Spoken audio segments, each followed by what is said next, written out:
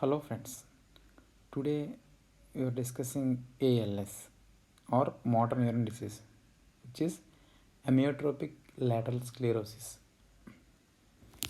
It is most common progressive motor neuron disease.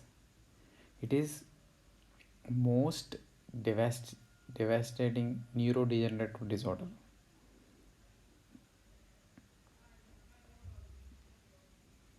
So, why the name amyotrophic lateral sclerosis?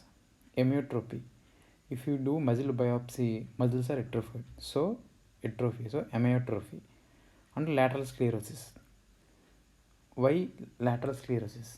Because loss of fibers of the lateral corticospinal cord. So, the name amyotrophic lateral sclerosis. Then, coming to pathology, the pathology is due to death of LMN, means lower motor neurons, and death of UMN, upper motor neurons. So in LMN, anterior horn cells of spinal cord and corresponding cells in brainstem. So causes bulbar palsy.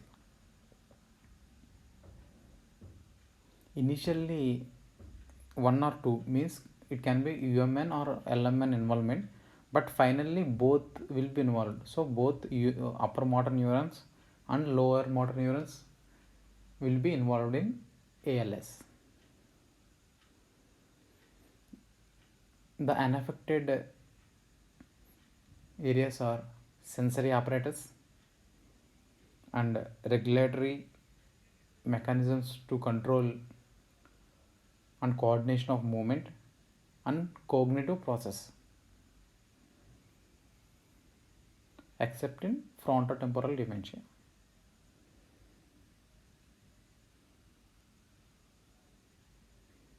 And within, as though it is motor neuron disease, within motor neurons there is also selective involvement. Motor neurons of ocular motility will be involved very late, and nucleus of ONIF, which is a parasympathetic nucleus which supplies sphincters of bladder and bowel. Then coming to clinical features. So clinical features depends upon the pathology. Like if UMN involves human features, LMN involves LMN feature. So most common involves LMN first. So in lower motor neuron, if LMN in spinal cord and LMN in brainstem. So if LMN in spinal cord, there is insidious onset, asymmetric weakness of distal limb with history of cramping and violational movements in the early morning. Usually during wake up and the body stretches, there will be cramping and violational movements. This is a typical history given by the ALS patients. Then because of denervation, so nerve is not there, nerve supply is not there, so the muscles are will be atrophied and wasted, so there will be wasting and atrophy of muscles. Then during early in the illness, there will be muscle twitching and fasciculations. And in the hands, predisposing to more extensor weakness than flexor weakness. So because of more extensor weakness, we will give in the rehabilitation extensor finger extensor splints. If LMN in brainstem causes bulbar weakness. So bulbar means difficulty in chewing, swallowing, and movement of face and tongue. Rarely, early respiratory muscle involvement cause death. Then coming to UMN features. if upper motor neuron involved, UMN in corticospinal involvement, and UMN in corticobulbar dysfunction.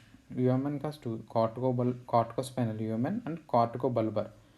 If corticospinal, there will be increased DTR, deep tendon reflexes, spasticity, and stiffness is more than weakness in the limbs. If corticobulbar involvement, so UMN, so pseudobulbar palsy, dysarthria, and emotional lability, exaggerated motor response, expression of emotion, and excess weeping or laughing. These are the human features. Then coming to diagnosis. There should be simultaneous UMN and LMN involvement. It means upper motor and lower motor involvement. And second is progressive weakness. Both UMN and LMN involvement and progressive weakness should be there. And third is excluding the other alternative diagnosis. And involvement of 4 areas, that includes bulbar, cervical, thoracic, and lumbosacral. If 3 thoracic and lumbosacral, if in these 3 or 4 areas are involved, that is definite diagnosis of ALS. If 2 in 4 involved, this is probable. If 1 in 4 is possible, there is exception. If 1 in 4 involved and SOD superoxide mutation is positive, then it is also definite. Then coming to treatment is riluzolin. Mechanism of action is unknown, but some say it will reduce riluzolin will reduce the excitatory neurotransmitter release, that is glutamate. So the excitatory toxicity will be decreased. So riluzolin. Then edaravone, it is an antioxidant. It is also FDA approved. And third is rehabilitation. Like if foot drop, you will do foot drop splints. If there is finger extensor weakness, you will give finger extensor splints. But the any other treatment is not effective, and patient will eventually die. Thank you.